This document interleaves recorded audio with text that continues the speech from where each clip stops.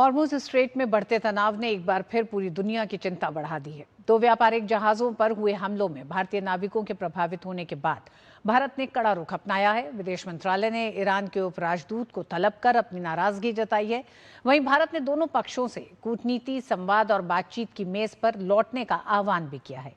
देखिए इस पूरे मामले पर हमारी खास रिपोर्ट। पश्चिम एशिया के आसमान में बारूद की गंध एक बार फिर फैल गई है। हॉर्मुज जल डमरू मध्य दुनिया की ऊर्जा धमनियों में से एक फिर से रण क्षेत्र में तब्दील हो गया है।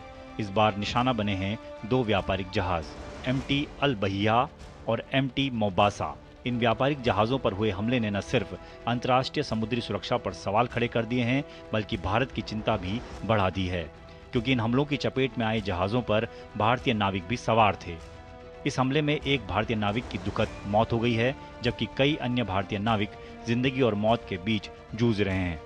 इस घटना पर नई दिल्ली ने सख्त रुख अपनाते हुए ईरान के उपराजदूत को तलब कर अपनी नाराजगी का कड़ा संदेश भेज दिया है।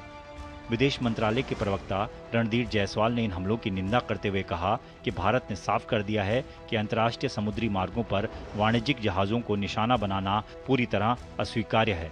हमारा मानना है कि स्ट्रेट ऑफ हॉर्मुज के रास्ते सुरक्षित और आज़ाद नौ परिवहन और व्यापार के पक्ष, जिसका हम हमेशा से बात करते रहे हैं, उसको हम लोग अभी भी उस पर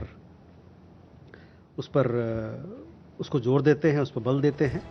साथ ही भारत ने दोनों पक्षों से अपील की है कि वे युद्ध और मिसाइलों के रास्ते को छोड़कर कूटनीति, संवाद और बातचीत की मेज पर लौटें। इसके अलावा भारत ने किसी भी नागरिक ढांचे को निशाना बनाए जाने को अंतर्राष्ट्रीय कानूनों का उल्लंघन बताया।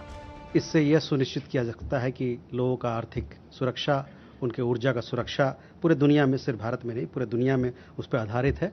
और ये नौ परिवहन अगर आज़ाद तरीके से चलेगा तो उनकी आर्थिक और ऊर्जा सुरक्षा को सुनिश्चित किया जा सकता है।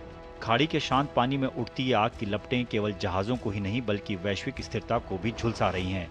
भारत ने अपना कड़ा विरोध दर्ज कराकर ये साबित कर दिया है कि अपने नागरिकों की सुरक्षा के लिए वो किसी भी हद तक जाने के लिए तैयार है। क्या ये हिंसा थमेगी? क्या शांति की राह फिर से प्रशस्त होगी?